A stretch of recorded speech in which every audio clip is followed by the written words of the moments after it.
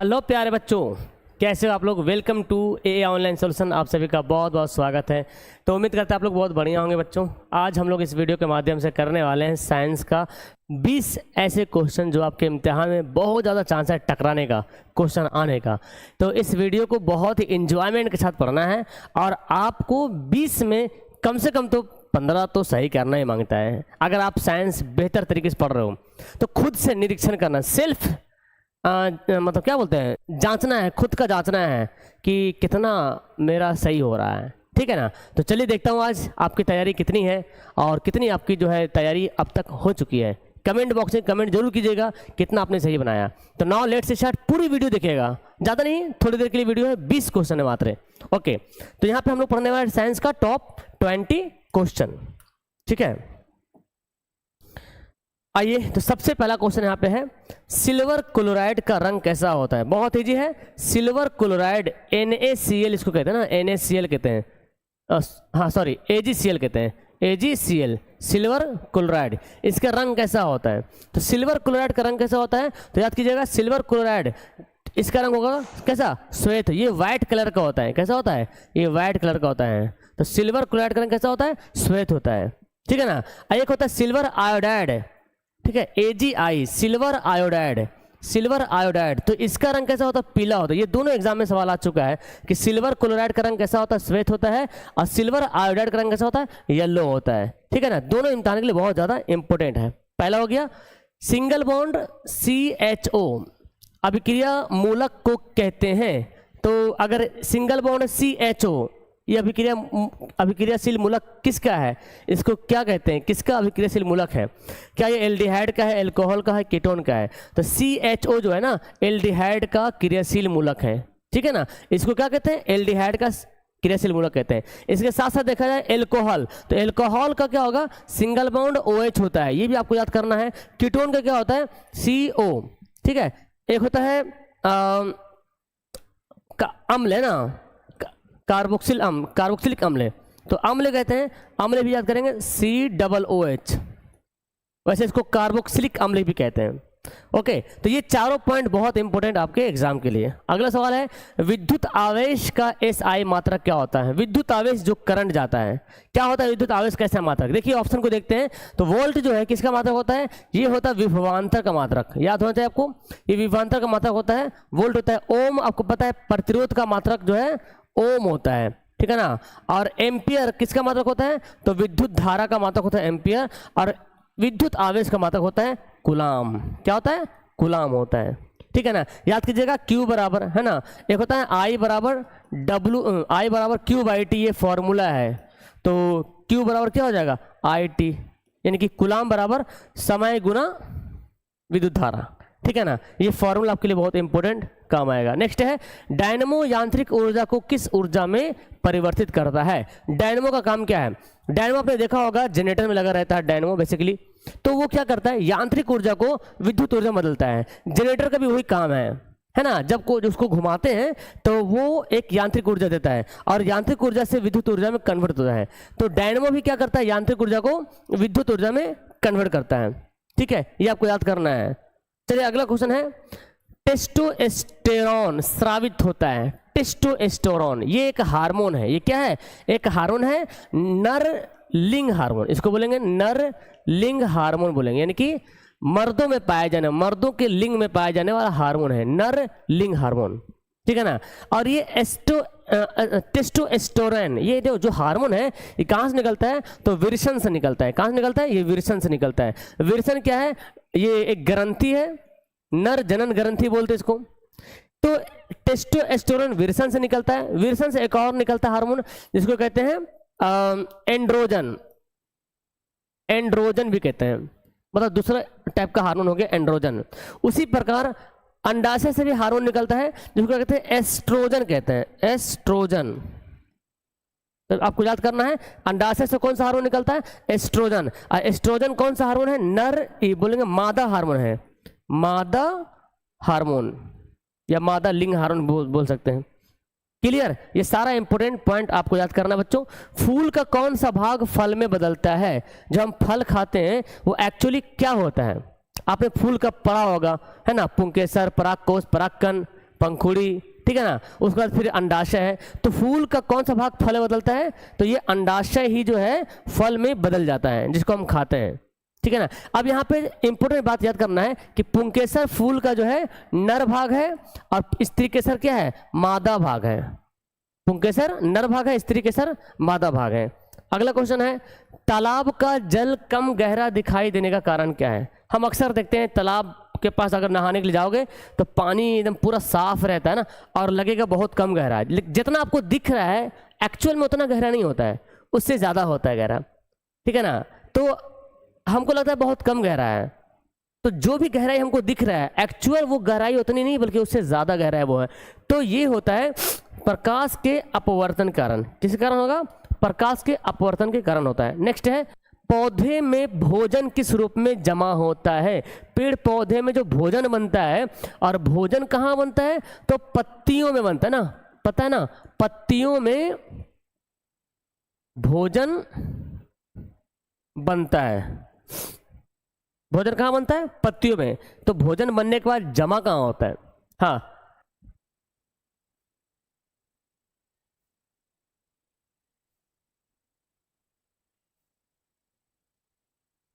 कहने का मतलब है कि पत्तियों में जो भोजन बन जाता है तो वो किस रूप में जमा रहता है ना। तो भोजन जमा रहता है स्टार्च के रूप में रहता है। याद कीजिएगा, इसका आंसर क्या होगा? सी हो जाएगा। अगला सवाल है, एक एंगस्ट्रम, एक इसको पढ़ेंगे एंगस्ट्रम, क्या पढ़ेंगे? एंगस्ट्रम, एक एंगस्ट्रम। तो एक एंगस्ट्रम का मान कितना होता है? तो याद करेंगे 10 पर पावर माइनस 10, ये है 10 पर पावर माइनस 10 मीटर, 10 पर पावर माइनस 10 मीटर जो है एंगस्ट्रम का मान होता है, ठीक है ना।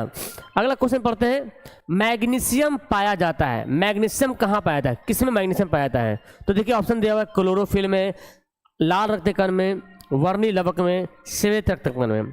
मैग्नीशियम किसे पाया जाता है? मैग्नीशियम क्या है? एक धातु है। क्या ये धातु है।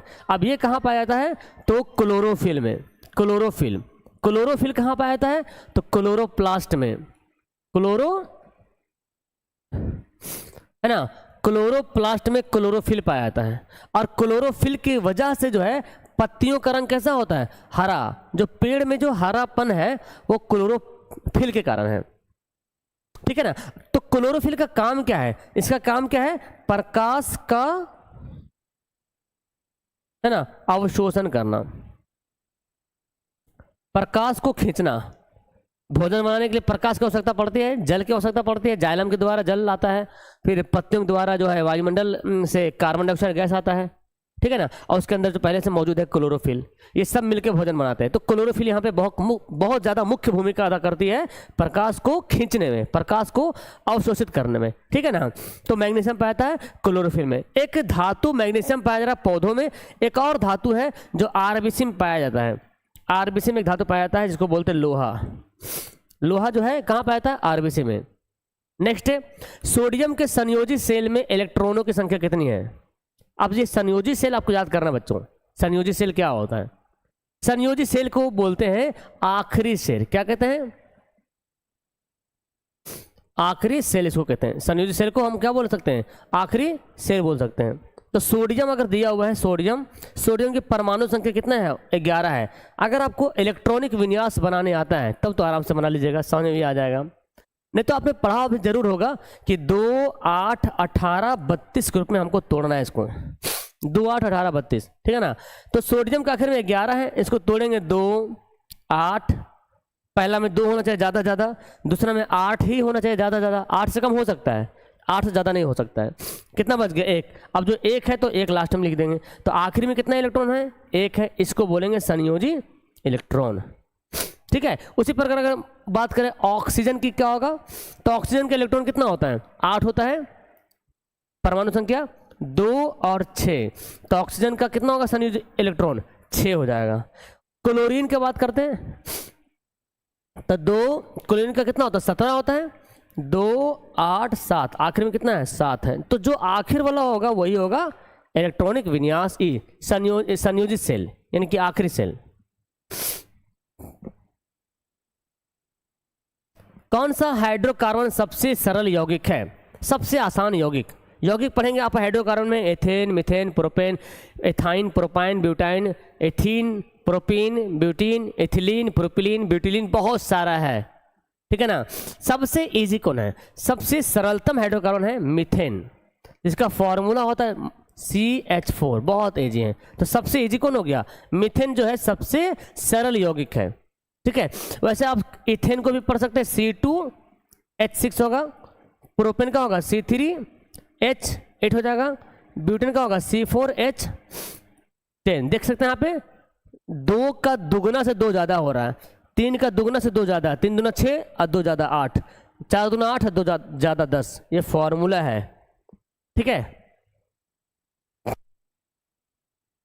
द्विखंडन होता है, द्विखंडन मतलब क्या होता है, आपने पढ़ा होगा जनन 2 प्रकार का होता है, एक लैंगिक जनन, दूसरा अलैंगिक जनन। अलैंगिक जनन में जहाँ पे कोई मादा नर की आवश्यकता ही नहीं पड़ती है, और लैंगिक जनन में मेल और फीमेल की आवश्यकता पड़ती है। तो अलैंगिक जनन का एक हिस्सा है द्विखंडन, है ना, मुकुलन, अपखंडन, पुनरुद्भवन, पढ़े होंगे बहुत सारा है ना। तो द्विखंडन किसमें होता है, तो देखिए पैरामीशियम में भी होता है, अमीबा में होता है, लिस्मैनिया में भी कहीं कहीं द्विखंडन होता है, ठीक है ना। तो हम यहाँ पर तीनों को टिक करेंगे कि तीनों में द्विखंडन विधि होता है। जैसे बात करें मुकुलन, तो मुकुलन वाला याद कर लीजिएगा, एग्जाम में ज़्यादा पूछता है। मुकुलन किस में होता है, तो हाइड्रा में, है ना। मुकुलन विधि हाइड्रा में होता है और इस्ट में होता है, ये दोनों पॉइंट आपको याद करना है। मुकुलन किस में होता है, हाइड्रा में और इस्ट में होता है। नेक्स्ट है, किसे आनुवांशिकी का पिता या जनक कहा जाता है। आनुवांशिकी मतलब एक ऐसा गुण हम जीवों में जो पीढ़ी दर पीढ़ी माता पिता से होकर उसके बच्चों में जाता है, उसको बोलते हैं आनुवांशिकी या आनुवांशिकता या आनुवांशिक गुण बोले। तो आनुवांशिकी का जो जनक है किसने दिया, मतलब आनुवांशिकी के बारे में सबसे पहले किसने बताया, तो बहुत ताज्जुब वाली बात है, ग्रेगर जॉन मेंडल ने बहुत पहले बताया था, करीब करीब 1866 में इन्होंने आनुवांशिकता के बारे में बता दिया था। लेकिन वैज्ञानिक लोग, जब इनका इंतकाल हो गया, जब ये मर गए, इनके बाद जो वैज्ञानिक आए बहुत खोज करता, मतलब ध्यान नहीं दिया।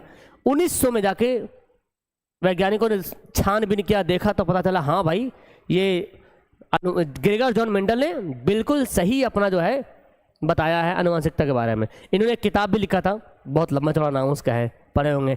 और सबसे पहला जो प्रयोग किया था, किस पे किया था, मटर पे। सबसे पहला इन्होंने मटर के पौधों पे प्रयोग किया था, ठीक है। नेक्स्ट है, किसी जीव की जीनी संरचना क्या कहलाती है। जीनी संरचना मतलब क्या होता है, जैसे शरीर की बनावट, शरीर की लंबाई, बालों का रंग, आंखों का रंग। देखते ना, जैसा माँ बाप का है वैसे ही उसके बेटा बेटी में अक्सर होता है। अगर माँ बाप नाटा नाटी है तो बेटा बेटी भी नाटा नाटी रहेगा। अगर माँ बाप लंबे हैं तो बेटा बेटी भी अक्सर ज़्यादातर, लेकिन कोई ये नहीं कि एकदम होना ही है, लेकिन ज़्यादातर केस में दिखता है लंबे हैं। अगर माँ की आंखें ब्राउन है तो उसकी बेटी की आंखें भी ब्राउन होती है, उसके बेटा की भी आंखें ब्राउन होती है, ठीक है ना। तो ये डिपेंड करता है माँ बाप पे। तो इसको बोलते हैं जीनी संरचना। तो जीनी संरचना को बोलते हैं क्या, जीनोटाइप। क्या बोलते हैं, जीनोटाइप कहते हैं। कौन अंतःस्रावी और बाह्यस्रावी ग्रंथि जैसा कार्य नहीं करता है। अब यहाँ पे बहुत इंपॉर्टेंट बातें हैं। अंतःस्रावी ग्रंथि से क्या निकलता है, तो बोलते हैं इससे निकलता हार्मोन। क्या निकलता है, इससे निकलता हार्मोन। और बाह्यस्रावी ग्रंथि से क्या निकलता है, तो इससे निकलता है एंजाइम, इससे एंजाइम निकलता है। तो अंतःस्रावी हार्मोन से एंजाइम भी निकलता है, और बाह्यस्रावी हार्मोन से, सॉरी, अंतःस्रावी से हार्मोन निकलता है और बाह्यस्रावी से एंजाइम निकलता है। एक ग्रंथि है, समझ लीजिए। अब हमारे शरीर में कुछ ऐसी ग्रंथियां हैं जो केवल हार्मोन निकालती है, कुछ ऐसी ग्रंथियां हैं जो केवल एंजाइम निकालती है, और कुछ ऐसी ग्रंथियां हैं जो एंजाइम भी निकालती है और हार्मोन भी निकालती है। इसलिए हम इसे क्या कहते हैं, मिश्रित ग्रंथि भी कह सकते हैं। क्या बोल सकते हैं, मिश्रित ग्रंथि, मिक्स ग्लैंड भी बोल सकते हैं। इसमें कौन है, अग्नाशय है, अंडाशय है और विरसन है। पिट्यूटरी ग्रंथि यानी कि पीयूष ग्रंथि को, पीयूष ग्रंथि केवल कहलाएगा अंतःस्रावी ग्रंथि। क्या कहलाएगा, अंतःस्रावी ग्रंथि, ठीक है ना। सिर्फ पीयूष ग्रंथि को बोलेंगे, हाँ पीयूष ग्रंथि, थायराइड ग्रंथि, बहुत सा पढ़े होंगे।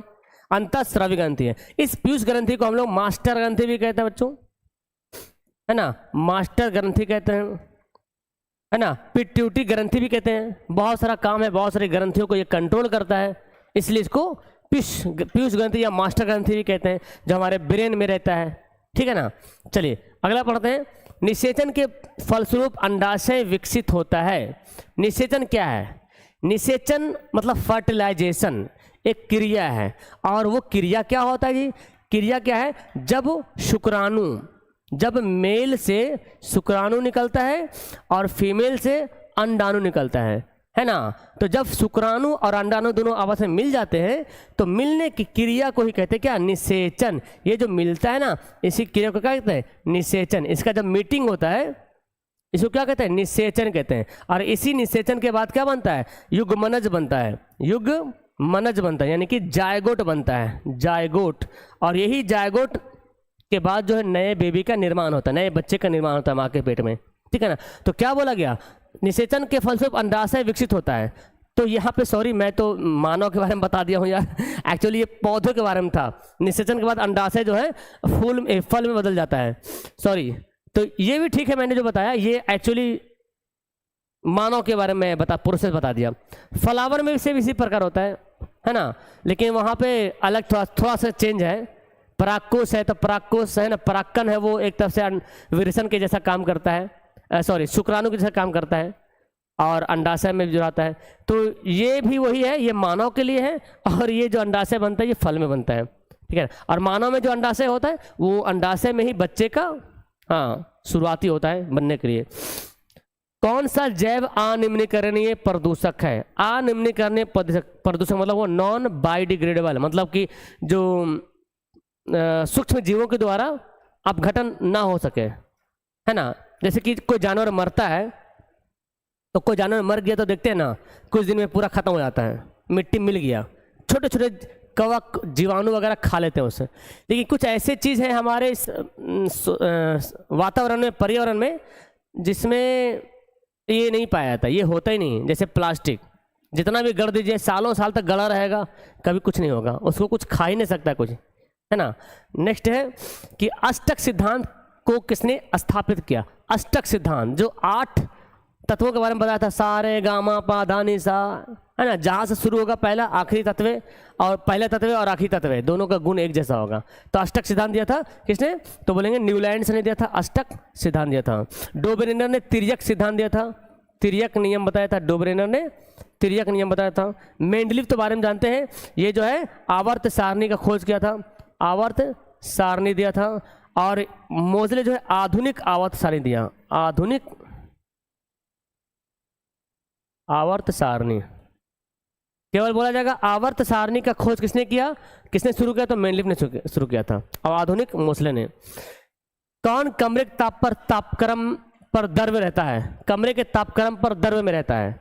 वैसे जितने सारे, अच्छा यहाँ पे धातु नहीं, यहाँ पे कुछ हाइड्रोकार्बन यौगिक दिया हुआ है, यौगिक के बारे में बताना है। जो कमरे के नॉर्मल टेम्परेचर पे वो द्रव्य फॉर्म में होता है, लिक्विड फॉर्म में होता है। तो आपने सुना होगा एथेनॉल, जिसको हम लोग क्या बोलते हैं? एथेनॉल को हम एल्कोहल बोल सकते हैं, इसको आप एल्कोहल भी बोल सकते हैं, इसको आप शराब बोल सकते हैं, है ना। तो शराब वगैरह देखते हैं कैसा रहता है, लिक्विड फॉर्म में रहता है कि नहीं? शराब लिक्विड फॉर्म में रहता है, तो घर में भी लगेगा तो लिक्विड फॉर्म में रहेगा। तो ये हो गया एथेनॉल। अब यहाँ पे हमारा 20 ऑफ द 20 खत्म हो गया। अब आपको कमेंट करना बच्चों कि 20 में कितना सही बनाए। अब बारी है रिजल्ट की, और ये रिजल्ट आप अपनी ईमानदारी से ही साबित कर सकते हैं कि हमारा कितना सही हो रहा, ठीक है ना। तो आज अपनी ईमानदारी दिखाइए और कमेंट बॉक्स में पूरा भर दीजिए अपना रिजल्ट कितना सही बनाए। और इस तरीके की वीडियो चाहिए तो वीडियो को लाइक जरूर कर दीजिएगा। आपके लाइक से ही हम समझ जाएंगे कि हाँ, बच्चों को ऐसी वीडियो की आवश्यकता है जो बीच बीच में आपको बूस्ट करते रहे, आपको बेहतरीन सा एक क्वेश्चन को दिखाते रहे, और है ना, तैयारी करवाते रहे। That's all, thank you everyone. पहली बार आए तो चैनल को सब्सक्राइब कर लीजिएगा, वीडियो को लाइक कर लीजिएगा। और अगर हमसे जुड़ना चाहते हैं, अगर आप हमसे जुड़ना चाहते हैं तो ये नंबर ले लीजिए, इस नंबर पर व्हाट्सएप पर मैसेज कीजिए, मैं एक लिंक भेजूंगा, उस लिंक के माध्यम से मेरे ग्रुप में ज्वाइन हो जाइएगा, ठीक है ना। Okay, bye.